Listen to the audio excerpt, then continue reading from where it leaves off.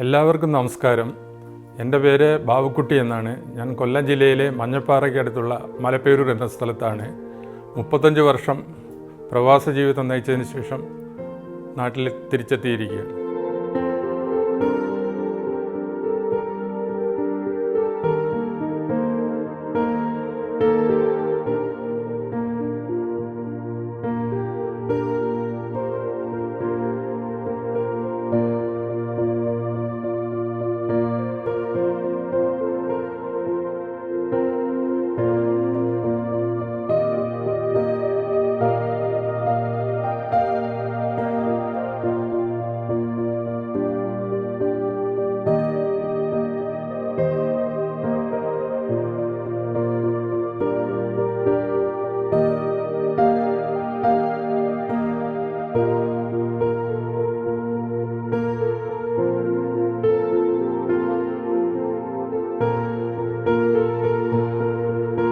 ഞാൻ പ്രവാസിയാകുന്നതിന് മുമ്പേ ഗൾഫ് രാജ്യങ്ങളിലേക്ക് പോകുന്നതിന് വേണ്ടിയിട്ട് ഒരു വിസ ഇടപാടിൽ ബോംബെയിൽ ചെന്ന് 8 മാസത്തോളം അവിടെ ഭയങ്കരമായ കഷ്ടപ്പാടുകളെല്ലാം സഹിച്ച് അവസാനം ചതിയിൽപ്പെട്ട് അവരെൻ്റെ പൈസയും പാസ്പോർട്ടും എല്ലാം പിടിച്ചു വാങ്ങി ഞാൻ ഒന്നുമില്ലാതെ തിരിച്ച് നാട്ടിൽ എത്തിച്ചേർന്നു. അതിനുശേഷം ഗൾഫിലേക്കുള്ള പ്രവാസ ജീവിതം ഞാനത് എൻ്റെ ഒരു സ്വപ്നം മാത്രമായിരുന്നു. അങ്ങനെ ഇരുന്നപ്പോഴാണ് 85 ആദ്യം എൻ്റെ ഒരു ബ്രദറ് ഗൾഫിലുണ്ടായിരുന്നു. പുള്ളി പറഞ്ഞു, അവിടുന്ന് ഒരു അറബി ഇൻ്റർവ്യൂവിന് വരുന്നുണ്ട്, ആ സമയത്ത് നിങ്ങൾക്ക് ഇഷ്ടമുണ്ടെങ്കിൽ പോയി ഇൻ്റർവ്യൂവിൽ പങ്കെടുക്കാൻ പറഞ്ഞു. ദൈവഹിതമെന്ന് പറയട്ടെ, അന്ന് ഞങ്ങളുടെ പള്ളിയുടെ സെൻറ്റ് ജൂഡിൻ്റെ പേരിലുള്ള വാർഷികവും മറ്റുമായിരുന്നു. എന്തായാലും ഞാൻ നന്നായിട്ട് പ്രാർത്ഥിച്ചു പോയി. അവിടെ ചെന്ന് ഇൻ്റർവ്യൂവിൽ പങ്കെടുക്കാനായിട്ട് അവിടെ ഇരുന്നു. അന്നേരം പറഞ്ഞ ദിവസം അറബി അവിടെ എത്തിയിട്ടില്ലായിരുന്നു. അപ്പോഴെൻ്റെ ബ്രദർ എന്നെ തിരക്കി. പുള്ളിയും കോവളത്തെത്തി, എക്സ് മിലിറ്ററിക്കാരനായിട്ടുള്ള എൻ്റെ ബ്രദർ. ദൈവഹിതം എന്ന രീതിയിൽ ഞങ്ങൾ രണ്ടുപേരും ഇൻ്റർവ്യൂവിൽ പങ്കെടുത്ത് രണ്ടുപേരും സെലക്ഷനായി. അങ്ങനെ 1985 ഫെബ്രുവരി 10 ഗൾഫിലേക്ക് യാത്രയായി. ശരിക്കും പറഞ്ഞു കഴിഞ്ഞാൽ ദൈവത്തിൻ്റെ ഒരു വലിയ കരം ഇതിൻ്റെ കൂടെ പ്രവർത്തിച്ചെന്നുള്ളത് ഞാൻ വിശ്വസിക്കുന്നു. അതായത് ഞാനൊരു മലങ്കര കാത്തോലിക് വിശ്വാസിയാണ്. അങ്ങനെ 5 മാസത്തിന് മുമ്പേ പുനരൈക്യത്തിന് തിരുവനന്തപുരത്ത് മാർ ഇവാനിയോസിൻ്റെ കബറിങ്കിലേക്കൊരു പദയാത്രയുണ്ടായിരുന്നു. ഞങ്ങളുടെ അടുത്തുള്ള ആയൂർ പള്ളിയിൽ നിന്ന് ഞാൻ പദയാത്ര നടത്തി അങ്ങനെ തിരുവനന്തപുരത്ത് എത്തിച്ചേർന്നു. അത് കഴിഞ്ഞ് ഒരു 2 മാസം കൂടി കഴിയുമ്പോഴാണ് ഇവിടെ ഞങ്ങളുടെ പള്ളി പെരുന്നാളിനോട് സെൻറ്റ് ജൂഡിൻ്റെ പള്ളി പെരുന്നാളിനോടനുബന്ധിച്ച് എന്നെ ഇൻ്റർവ്യൂവിന് എനിക്ക് പോകാൻ സാധിച്ചതും അങ്ങനെ ഞാൻ ഗൾഫിലേക്ക് യാത്രയിരിക്കാൻ സഹായകമായതും. ഞാൻ ഗൾഫിലേക്ക് പോകുന്നില്ല എന്നുള്ള തീരുമാനത്തിലിരുന്നപ്പോഴാണ് ഈ ഇൻ്റർവ്യൂ ഇങ്ങനെ വരുന്നത്. അതിനു മുന്നേ 1 മാസത്തിന് മുന്നേ ഞാൻ വിവാഹിതനായി. അങ്ങനെ എൻ്റെ വൈഫിനും വലിയ ആഗ്രഹമായിരുന്നു ഞാനൊരു പ്രവാസിയായിട്ട് ഗൾഫുകാരനായിട്ട് കഴിയണമെന്നുള്ളത്. പെട്ടെന്ന് തന്നെ 1 മാസത്തിനകം എനിക്ക് പോകാൻ പറ്റി. അതൊരു വലിയ ദൈവാനുഗ്രഹമായിട്ട് ഞാൻ കരുതുന്നു.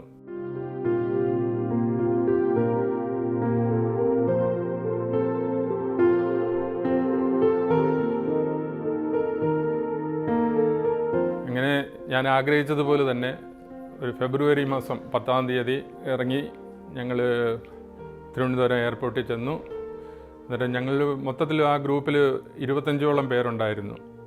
ഞങ്ങളെല്ലാവരും കൂടെ ഒരുമിച്ച് ഒരു ഫ്ലൈറ്റിനകത്ത് തന്നെ അബുദാബി എയർപോർട്ടിൽ ഇറങ്ങി. അബുദാബിയിൽ എയർപോർട്ട് ഇറങ്ങിക്കഴിഞ്ഞപ്പോൾ ആ എയർപോർട്ടും എല്ലാം കണ്ടു കഴിഞ്ഞപ്പോൾ വേറൊരു ലോകത്താണെന്ന് പോലും തോന്നിപ്പോയി.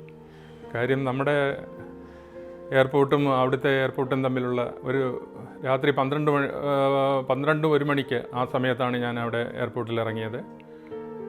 ഇറങ്ങി ഒരു 1.5 മണിക്കൂറിനകം ഞങ്ങളുടെ കമ്പനിയിൽ നിന്ന് ആൾ വന്ന് ഞങ്ങളെ കൂട്ടിക്കൊണ്ട് പോയി. അങ്ങനെ ആദ്യമായിട്ട് അബുദാബി സിറ്റിയിൽ പോയി. അന്നത്തെ ദിവസം അവിടെ കമ്പനിയുടെ അടുത്ത് ഏർപ്പെടുത്തിയിരുന്ന അക്കോമഡേഷനിൽ സ്റ്റേ ചെയ്തു. അതിനുശേഷം പിന്നെ അവിടുത്തെ പ്രൊസീജിയറുമായിട്ട് മെഡിക്കലും അതുപോലുള്ള ഇടപാടുകളൊക്കെ നടന്നു. അങ്ങനെ ഒരു 10 ദിവസത്തിന് ശേഷം ഈ സാധാരണ ഓയിൽ ഫീൽഡിലേക്ക് പോകണമെങ്കിൽ അവിടത്തേക്ക് പ്രത്യേക പാസ് വേണം, സെക്യൂരിറ്റി പാസ്. അങ്ങനെ ഗവൺമെൻറ്റിൻ്റെ ഒരു നിർദ്ദേശമുണ്ട്. ആ പാസ് കിട്ടാൻ വേണ്ടി ഞങ്ങൾ 10 ദിവസത്തോളം അവിടെ അബുദാബിയിൽ സ്റ്റേ ചെയ്തു. അതിന് 10 ദിവസത്തിനകം മെഡിക്കലും സെക്യൂരിറ്റി പാസ് എല്ലാം ശരിയായി. അതിനുശേഷം അബുദാബി എയർപോർട്ടിൽ നിന്ന് 70 കിലോമീറ്റർ ദൂരെയുള്ള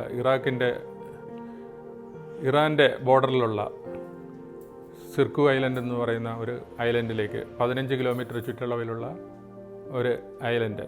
അത് ഈ സാക്കും ഡെവലപ്മെൻറ്റ് കമ്പനി എന്ന് പറയുന്ന സാഡ്കോ എന്ന് പറയുന്ന ഓയിൽ കമ്പനിയുടെ ഒരു ഐലൻഡിലേക്കാണ് എത്തിപ്പെട്ടത്. അവിടെ ഞാൻ പ്രൊഡക്ഷൻ അസിസ്റ്റൻ്റായിട്ട്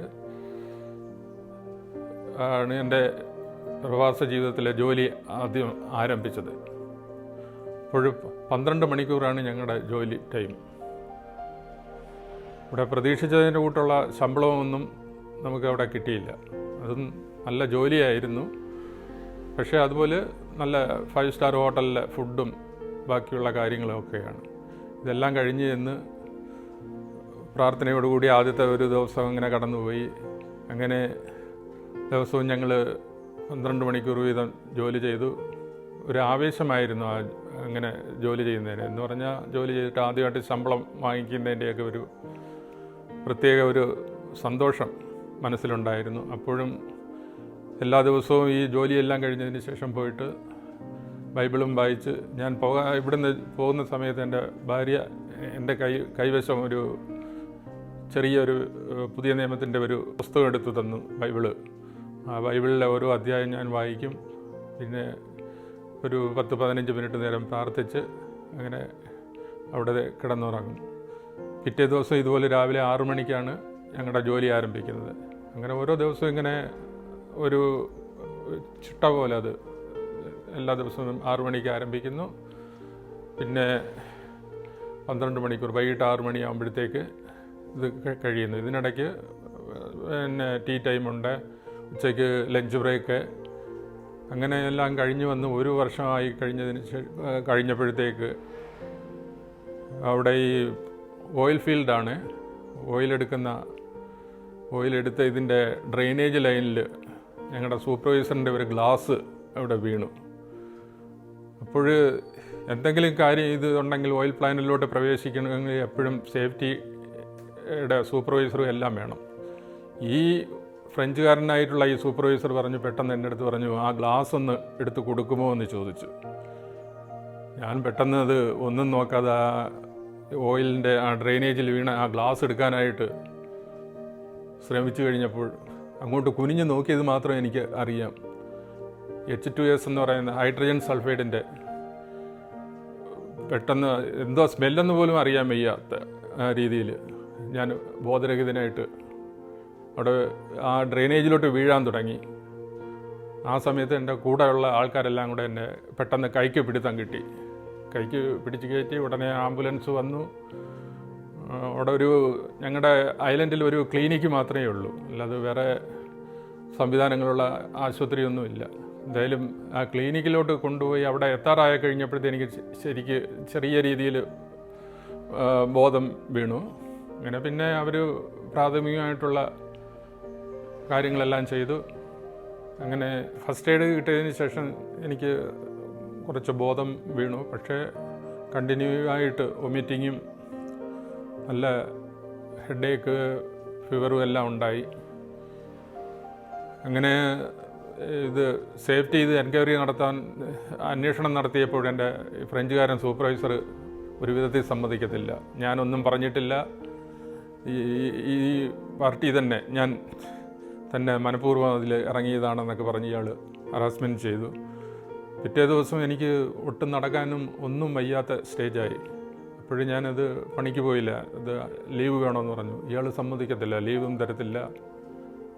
അങ്ങനെ എന്ത് ചെയ്യാനൊക്കെ നമ്മളിതെല്ലാം സഹിച്ച് വീണ്ടും പിറ്റേ ദിവസം പോയി. അന്നേരം എൻ്റെ കൂടെയുള്ള നമ്മുടെ പ്രവാസികളായിട്ടുള്ള മലയാളികളെല്ലാം ചേർന്ന് പുള്ളിയുടെ അടുത്ത് കംപ്ലൈൻറ്റ് പറഞ്ഞു, അത് സേഫ്റ്റിയെ അറിയിക്കും, അങ്ങനെ എല്ലാം പറഞ്ഞു. അന്നേരം ഇയാൾ ഈ കക്ഷി വേറെ ആൾക്കാരെയെല്ലാം ചെന്ന് കണ്ട് ഇത് പറഞ്ഞ് ഞാൻ പറയാതിരിക്കാൻ വേണ്ടിയിട്ടുള്ള ഇതെല്ലാം സേഫ്റ്റിയുടെ അടുത്ത് പോകാതിരിക്കാൻ വേണ്ടിയിട്ടുള്ള നിർദ്ദേശങ്ങളൊക്കെ കൊടുത്തു. എന്തായാലും 3-4 ദിവസം കൊണ്ട് ഇതെല്ലാം എല്ലാം മാറി. ഞാൻ അപ്പോഴെല്ലാം ദൈവത്തോടു കൂടി ദൈവം എൻ്റെ കൂടെ ഉണ്ടെന്നുള്ള വിശ്വാസത്തിൽ അതിയായിട്ട് പ്രാർത്ഥിച്ചു. എൻ്റെ ഭാര്യയെ ഓർത്തു. അങ്ങനെ ഞങ്ങൾ കഴിഞ്ഞ് ഒരു 6 മാസം കൂടി കഴിഞ്ഞപ്പോഴത്തേക്ക് ഞങ്ങൾ അവിടെയുള്ള മലയാളികളിൽ ക്രിസ്ത്യൻസ് എല്ലാം കൂടെ ചേർന്ന് ഇതുപോലുള്ള ഗൾഫ് രാജ്യങ്ങളിൽ ഇങ്ങനെ നമുക്ക് പ്രത്യേക പ്രാർത്ഥനയ്ക്കുള്ള സ്ഥലങ്ങളോ അല്ലെങ്കിൽ ഒന്നുമില്ല. അവിടെയൊക്കെ വളരെ സ്ട്രിക്റ്റായിട്ടുള്ള സ്ഥലമായിരുന്നു. ഇങ്ങനെ ഞങ്ങൾ ക്രിസ്ത്യൻസിനൊക്കെ നമുക്കൊരു പ്രത്യേകിച്ചൊരു പ്രാർത്ഥിക്കാനായിട്ട് എന്തെങ്കിലും ഒരു സ്ഥലം വേണമല്ലോ എന്നെല്ലാം ഇതിനെപ്പറ്റിയെല്ലാം ചിന്തിച്ചുകൊണ്ടിരുന്നു. ഇപ്പോൾ ചങ്ങനാശ്ശേരിയുള്ള ഒരു ജോസഫ് ക്രെയിൻ ഓപ്പറേറ്ററായിരുന്നു. അയാൾ റോമൻ കാത്തോലിക്സ് വിശ്വാസിയായത്. ആ പുള്ളി പറഞ്ഞു നമുക്ക് അവിടെ കാലിയായിട്ട് കിടക്കുന്ന ഒരു കാരവനിൽ നമുക്ക് എല്ലാ വെള്ളിയാഴ്ച തോറും ഞങ്ങൾക്ക് ഹാഫ് ഡേ ആണ്, അര ദിവസം ജോലി ചെയ്താൽ മതി, ബാക്കിയുള്ള സമയത്ത് ഫ്രീ ആണ്. ആ സമയത്ത് നമുക്ക് ക്രിസ്ത്യൻസിന് എല്ലാം കൂടെ ചേർന്ന് പ്രാർത്ഥിക്കാമെന്ന് പുള്ളി ഒരു തീരുമാനം പറഞ്ഞു. അത് ഞങ്ങൾ പരസ്പരം ഇങ്ങോട്ട് ആരും അറിയാതിരിക്കാൻ വേണ്ടിയിട്ട് ഇത്തിരി അകലെയായിട്ട് അത് കൊണ്ടുവന്ന് വെച്ചിരിക്കുന്നത്, കാലിയായിട്ട് കിടക്കുക. ആ കാരവനിൽ ഞങ്ങൾ വെള്ളിയാഴ്ച ഉച്ചയ്ക്ക് ശേഷം എല്ലാവരോടും ഒത്തുകൂടി ചെറിയ രീതിയിൽ പാട്ടും പ്രാർത്ഥനയുമായിട്ടൊക്കെ ഞങ്ങൾ ഏകദേശം ഒരു 12 പേരോളം ഉണ്ടായിരുന്നു. അങ്ങനെ എല്ലാ വെള്ളിയാഴ്ചയും ഉച്ചയ്ക്ക് അവിടെ നിന്നൊരു തുടർന്ന് അവിടെ നിന്ന് ഞങ്ങളിങ്ങനെ പ്രാർത്ഥിച്ച് പോന്നു. അതൊരു വലിയ മാനസികമായിട്ടുള്ളൊരു സന്തോഷമായിരുന്നു. ഇത്രയും കഷ്ടപ്പാട് നിറഞ്ഞ ജോലിക്കിടയിൽ അങ്ങനെ ഒരു പ്രാർത്ഥന ഞങ്ങൾക്ക് അവിടെ സംഘടിപ്പിക്കാൻ പറ്റിയതിൽ ഞങ്ങൾ ഭയങ്കരമായിട്ട് സന്തോഷിച്ചു. ഇവിടെ ചങ്ങനാശ്ശേരിയും കോട്ടയത്തും ഒക്കെ ഉള്ള ഞങ്ങളുടെ 1-2 സുഹൃത്തുക്കൾ ഞങ്ങളെ വളരെയധികം സഹായിച്ചു. അങ്ങനെ ആ പ്രാർത്ഥന ഭംഗിയായിട്ട് നടന്നു പോയിക്കൊണ്ടിരുന്നു. എൻ്റെ നാട്ടിലുള്ള അനുഭവം വെച്ചിട്ട് ഞാൻ ഇവിടുന്ന് പോകുന്നതിന് മുമ്പ് ഇവിടെ ഞങ്ങളുടെ പള്ളിയിലെ സെൻട്രൽ സ്കൂളിൻ്റെ ആദ്യം അധ്യാപകനായിരുന്നു. പിന്നെ ഹെഡ്മാസ്റ്ററായിരുന്ന സമയത്താണ് എൻ്റെ ഇൻ്റർവ്യൂ എല്ലാം നടന്ന് ഇവിടുന്ന് പോകാൻ പറ്റിയത്. അന്നേരം ആ ഒരു വിശ്വാസം ഞാൻ അവിടെ ചെന്നിട്ടും കൈവിട്ടില്ല. അത് ഞങ്ങൾ ആദ്യമൊക്കെ ഇത്തിരി ബുദ്ധിമുട്ടായിരുന്നു, എന്നാലും അതെല്ലാം ഞങ്ങൾ പിന്തുടർന്നു, ശരിക്ക് പ്രാർത്ഥിച്ചു. അതിനുശേഷം ഒരു 2-2.5 വർഷമായി കഴിഞ്ഞപ്പോഴത്തേക്ക് എനിക്ക് പ്രമോഷനായി. ഞാൻ അസിസ്റ്റൻ്റ് പ്രൊഡക്ഷനിൽ നിന്ന് പ്രൊഡക്ഷൻ്റെ ഒരു ഓപ്പറേറ്ററായിട്ട് സ്ഥാനക്കയറ്റം കിട്ടി. ആദ്യമൊക്കെ ഞങ്ങൾക്ക് 2 വർഷവും കൂടുമ്പോഴായിരുന്നു ലീവ്. പിന്നെ അത് ഒരു വർഷത്തിലൊരിക്കലായി, പിന്നെ 6 മാസം കൂടുമ്പോഴായി, പിന്നെ 3 മാസം കൂടുമ്പോൾ, അങ്ങനെ ഓരോ കാലക്രമത്തിനനുസരിച്ച് ഏതാണ്ട് ഒരു 10-15 വർഷം അതിന് ശേഷം ഇങ്ങനെ ലീവും റൊട്ടേഷനൊക്കെ ആയി വന്നത്. അതെല്ലാം ഒരു ദൈവാനുഗ്രഹമാണെന്നേ ഉള്ളൂ. എപ്പോഴും ഇതായിട്ട് നല്ലൊരു മാനസികമായിട്ട് നല്ല ഒരു ധൈര്യത്തിന് വേണ്ടിയിട്ട് എപ്പോഴും പ്രാർത്ഥന കൂടെ ഉണ്ടായിരുന്നു. ഞങ്ങളുടെ ആ കാലഘട്ടത്തിൽ നമുക്ക് ആകെ കൂടെ ബന്ധപ്പെടാനുള്ളത് എഴുത്ത് വഴിയാണ്, ലെറ്ററാണ്. ആരെങ്കിലും ഞങ്ങളുടെ ഞാൻ ജോലി ചെയ്യുന്ന ഐലൻഡിൽ ഏതാണ്ട് 1200 പേരുണ്ടായിരുന്നു. അവിടെ നിന്ന് ആരെങ്കിലും ഒരാൾ ലീവിന് പോകുന്നതെന്ന് കേൾക്കുമ്പോൾ എല്ലാവരും കൂടി ചെന്ന് എഴുതി ആ പോകുന്ന ആളുടെ കയ്യിൽ കെട്ടുകണക്കിന് ചെല്ലുന്ന മലയാളികളെല്ലാം കൂടെ കൊടുത്തു വിടുന്നത്. ആ സമയത്ത് എപ്പോഴും ഒന്നാമത് ഞാൻ കല്യാണം കഴിഞ്ഞിട്ട് 1 മാസത്തിനകം ഭാര്യയെ വിട്ട് പിരിഞ്ഞ് പോവുക, 1 മാസം പോലും ആയില്ല അതിനകം. അപ്പോഴത് ഒരു വലിയ മാനസിക വിഷമമായിരുന്നു.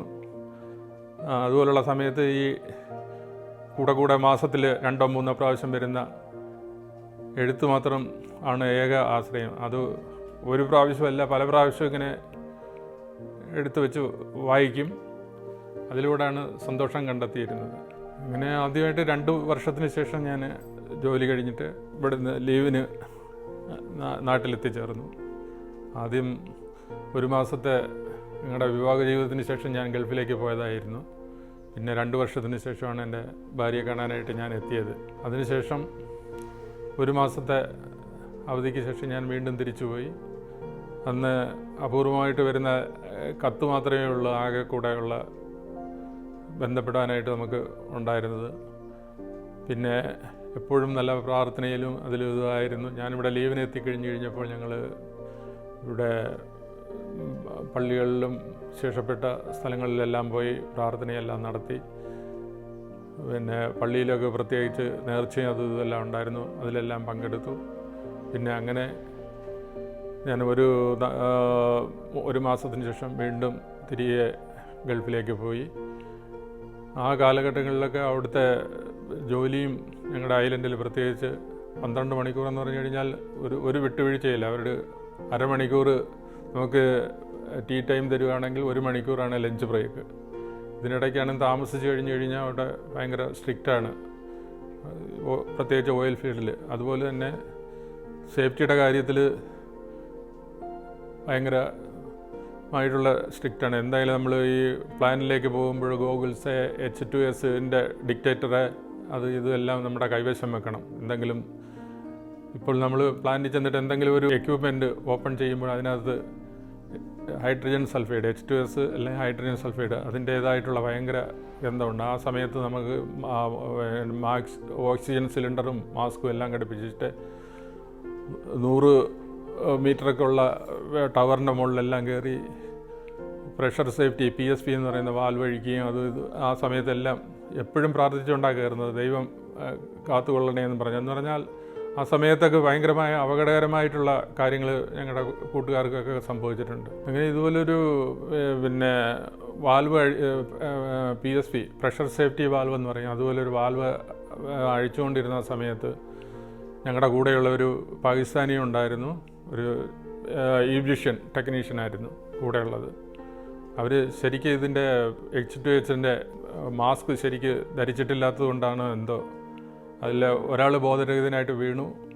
അന്നേരം അടുത്തയാൾ കൊണ്ടുവന്നു ഓക്സിജൻ സിലിണ്ടർ ഘടിപ്പിക്കാനായിട്ട് ചെന്നു, അയാളും ബോധരഹിതനായിട്ട് വീണു. എന്തായാലും പെട്ടെന്ന് തന്നെ ഹെലികോപ്റ്ററിൽ അവരെ അവിടുന്ന് പിന്നെ അബുദാബിയിലേക്ക് എത്തിക്കുകയും ക്ലിനിക്കിൽ പെട്ടെന്ന് എത്തിച്ചതുകൊണ്ട് അതിൽ പിന്നെ സീരിയസ് ആയിട്ട് 2-3 ദിവസം കിടന്നിരുന്നെങ്കിൽ തന്നെ അവർ രക്ഷപ്പെട്ടു. അങ്ങനെയൊക്കെ ഉള്ള ആ സമയങ്ങളിൽ എല്ലാവർക്കും ഭയമായിരുന്നു ഇതിനുള്ള പക്ഷേ സേഫ്റ്റിയുടെ ആൾക്കാരും എല്ലാം നമ്മുടെ കൂടെ എപ്പോഴും ഉണ്ട്. എന്തെങ്കിലും നമ്മളൊരു മിസ്റ്റേക്ക് കാണിക്കുക എന്തെങ്കിലും ചെയ്ത് കഴിഞ്ഞാൽ അത് പറഞ്ഞു തരാനും പരിഹരിക്കാനും ആൾക്കാർ കൂടെ ഉണ്ട്. അങ്ങനെ പിന്നെ പ്രാർത്ഥനയും എല്ലാ സമയവും ദൈവത്തെ ഓർത്തുകൊണ്ട് മാത്രമേ എന്തെങ്കിലും ഒരു പണി തുടങ്ങാൻ നേരത്ത് എല്ലാം എപ്പോഴും ഞങ്ങളത് ശ്രമിച്ചിരുന്നുള്ളൂ. അങ്ങനെയൊക്കെ ഞങ്ങളുടെ ജീവിതം അങ്ങനെ കണ്ടിന്യൂ ചെയ്തു പോയി. നാട്ടിൽ ഞാൻ പറഞ്ഞതുപോലെ ഞാൻ സൺഡേ സ്കൂളിന് അധ്യാപകനായിരുന്നു. അതിനുശേഷം ഞാനിവിടെ സൺഡേ സ്കൂളിൻ്റെ ഹെഡ് മാസ്റ്ററായിട്ട് പ്രവർത്തിക്കുന്ന സമയത്താണ് ഞാൻ ഗൾഫിലേക്ക് പോയത്. ആ സമയത്ത് നമുക്ക് ഇവിടെ കിട്ടിയിട്ടുള്ളതുപോലെ ബൈബിൾ വായിക്കാനോ അല്ലെങ്കിൽ പ്രാർത്ഥിക്കാനോ ഒന്നും നമുക്ക് സമയം കിട്ടിയിരുന്നില്ല. എന്നാലും കിട്ടുന്ന സമയത്ത് നമ്മളത് തീർത്തും അത് വിനിയോഗിച്ചിട്ടുണ്ട്. എപ്പോഴും അവിടെ പ്രാർത്ഥന, ഇതുപോലെ അപകടം നിറഞ്ഞ ജോലി ചെയ്യുമ്പോഴും എപ്പോഴും നമ്മുടെ മനസ്സിൽ ഒരു ദൈവമേ എന്നുള്ള ഒരു വിളി നമ്മുടെ മനസ്സിലുണ്ടാവും. അതനുസരിച്ച് ഈ ഓയിൽ ഫീൽഡിൽ ജോലി ചെയ്യാൻ പറ്റുകയുള്ളൂ. എല്ലാ തരത്തിലും അത് ഒരു അപകടം, റിസ്ക്കും കൂടെ ഉള്ള ഒരു ജോലിയായിരുന്നു. ആ സമയത്തൊക്കെ ഈ പ്രാർത്ഥന വളരെ സഹായിച്ചിട്ടുണ്ട്. പക്ഷേ നമ്മൾ മിക്കവാറും ചില സമയത്തൊന്നും കിട്ടാത്തില്ല. ഈ 12 മണിക്കൂർ ജോലി കഴിഞ്ഞ് വന്ന് നമ്മൾ കുളിച്ച് ഭക്ഷണം കഴിക്കുമ്പോൾ അറിയാതെ തന്നെ കയറി കിടന്ന് ഉറങ്ങിപ്പോവും. പ്രാർത്ഥിക്കാൻ സമയം കിട്ടാതെയും വന്നിട്ടുണ്ട്. പിന്നെ ഞങ്ങൾക്ക് ആകെ കൂടിയുള്ള ഒരു ആശ്രയം ദൈവത്തോട് അറിയാനുള്ളത് ഈ വെള്ളിയാഴ്ച വരെ എല്ലാവരും കാത്തിരിക്കും. വെള്ളിയാഴ്ച ഉച്ചയ്ക്ക് ശേഷം ഞങ്ങളെല്ലാവരും കൂടെ ചേർന്ന് അവിടെ പ്രാർത്ഥനയും ഈ ജോസഫ് എന്ന് പറയുന്ന ക്രെയിൻ ഓപ്പറേറ്റർ ബൈബിളിലെ ഓരോ വാക്യങ്ങളെടുത്തിട്ട് അതിനോടനുബന്ധിച്ച് പുള്ളി സംസാരിക്കുകയും ഞങ്ങളെ പഠിപ്പിക്കുകയും ചെയ്തിട്ടുള്ളൂ. പുള്ളിക്കാരന് നല്ല പിന്നെ ഒരു ചെറിയ പ്രാസംഗികൻ്റെ കഴിവെല്ലാം ഉള്ള ഒരു പുള്ളിയായിരുന്നു. അദ്ദേഹം നല്ല രീതിയിൽ ഞങ്ങൾക്ക് ക്ലാസ് എടുത്തു തരികയും അങ്ങനെ ആയിരുന്നു ഞങ്ങളുടെ പ്രാർത്ഥനാ ജീവിതം അവിടെ ഐലൻഡിൽ പിന്തുടർന്നുകൊണ്ടിരുന്നത്. അതുപോലെ ഇങ്ങനെ ജോലി തുടർന്നു പോയ സമയത്ത് നമുക്ക് എന്തെങ്കിലും ബുദ്ധിമുട്ടുകളോ പ്രയാസങ്ങളോ ഉണ്ടെങ്കിൽ ഈ ജോസഫേട്ടൻ എന്നാണ് ഞങ്ങൾ വിളിക്കുന്നത്. ആ പുള്ളിയുടെ അടുത്ത് പറഞ്ഞു കഴിഞ്ഞാൽ പുള്ളി പിന്നെ പ്രത്യേകിച്ച് പ്രാർത്ഥനയിൽ ഞങ്ങൾ പ്രാർത്ഥിക്കാൻ ചെല്ലുന്ന സമയത്ത് പുള്ളിയോടെ കൂടിയിരുന്ന് അത് പ്രത്യേകം ഓർമ്മപ്പെടുത്തി ദൈവത്തോട് ഞങ്ങൾ പ്രാർത്ഥിക്കും. അങ്ങനെ ഞങ്ങളുടെ ജീവിതം അങ്ങനെ അവിടെ തുടർന്നു പോയിക്കൊണ്ടിരുന്നു. ഇതിനിടയ്ക്ക് എഴുത്തിക്കൂടെ ഉള്ള ഒരു ബന്ധമേ നാടുമായിട്ടുണ്ടായിരുന്നുള്ളൂ. അങ്ങനെ ഞാനിത് 4 വർഷം കഴിഞ്ഞ് എനിക്ക് ആദ്യത്തെ കുട്ടി ഉണ്ടാവാനായിട്ട്, അതും വളരെ പ്രാർത്ഥനയോട് കൂട്ടി 4 വർഷത്തിന് ശേഷമാണ് എനിക്ക് മോനുണ്ടായത്. അങ്ങനെ 2 വർഷത്തിന് ശേഷം എൻ്റെ മോനെ കാണാനായിട്ട് ഞാൻ വന്നപ്പോൾ 1.5 വയസ്സോ മറ്റോ ഉണ്ട് മോന്. അത് പറഞ്ഞു, ഞാൻ വൈഫ് ഹൗസിലായിരുന്നു ഭാര്യയും മോനും ഉള്ളത്. അവിടെ ചെന്നവൻ പറഞ്ഞു, ആരോ ഒരാൾ കാണാൻ വന്നേക്കുന്നു, അമ്മേ ആരോ ഒരാൾ കാണാൻ വന്നിരിക്കുന്നു. അതാണ് ഒരു പ്രവാസിയുടെ ഇത്, ആരോ ഒരാൾ വന്നേക്കുന്നതെന്ന്. സ്വന്തം പിതാവിനെ തന്നെ തിരിച്ചറിയാൻ വയ്യാത്ത ആ ഒരു പ്രയാസം, നമുക്കത് ഭയങ്കരമായിട്ടുള്ളൊരു മാനസിക പ്രയാസമായിരുന്നു.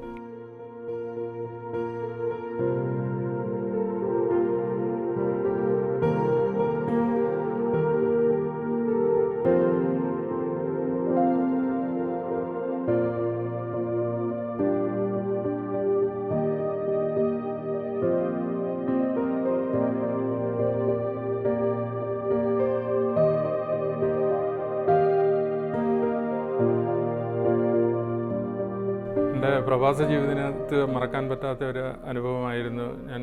ഒരു ദിവസം പുലർച്ചെ എഴുന്നേറ്റ് ജോലിക്ക് പോകുന്നതിന് മുമ്പ് തയ്യാറെടുത്തുകൊണ്ടിരുന്ന സമയത്ത്, അങ്ങനെ വാഷ്റൂമിലേക്ക് പോയി യൂറിൻ പാസ് ചെയ്തുകൊണ്ടിരുന്ന സമയത്ത് പെട്ടെന്ന് ബോധരഹിതനായിട്ട് നിലത്ത് വീണു. എത്രയോ സമയം കിടന്നു. അന്നേരം ആ സമയത്ത് ആരും വന്നില്ല സഹായിക്കാനോ ഒന്നിനും. എങ്ങനെയോ പെട്ടെന്ന് കുറേ അരമണിക്കൂർ കഴിഞ്ഞപ്പോഴത്തേക്ക് ശരീരമൊക്കെ ഒന്ന് വിയർത്ത് എങ്ങനെയോ ബോധം വീണു. ഞാൻ അവിടുന്ന് എഴുന്നേറ്റു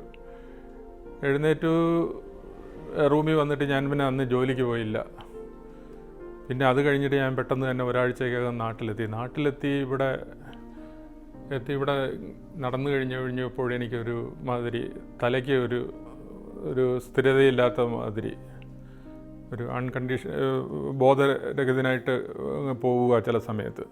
അങ്ങനെ പോയിട്ട് MRI സ്കാനിങ് ചെയ്ത് നോക്കിയപ്പോൾ എൻ്റെ തലയുടെ ഈ ഭാഗത്തായിട്ട് ബ്ലഡ് ക്ലോട്ടായി കിടപ്പുണ്ടായിരുന്നു.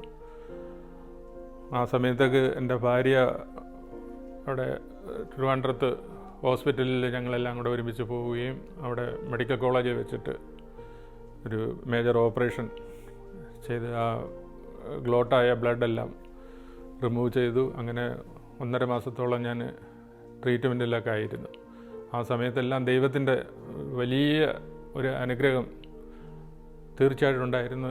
എൻ്റെ മാത്രമല്ല, കുടുംബത്തിൻ്റെ മുഴുവനും പ്രാർത്ഥനയും ഞങ്ങളോടൊപ്പം ഉണ്ടായിരുന്നു. എന്തായാലും പെട്ടെന്ന് റിക്കവറായി 1.5 മാസത്തിന് ശേഷം ഞാൻ വീണ്ടും ഗൾഫിലേക്ക് തിരിച്ചുപോയി. എൻ്റെ ഫാമിലിയെ പറ്റി പറയുകയാണെങ്കിൽ, എനിക്ക് ഇപ്പോൾ ഭാര്യയും 3 മക്കളുമാണുള്ളത്. മൂത്ത മകൻ അവനും പ്രവാസ ജീവിതം തിരഞ്ഞെടുത്തു.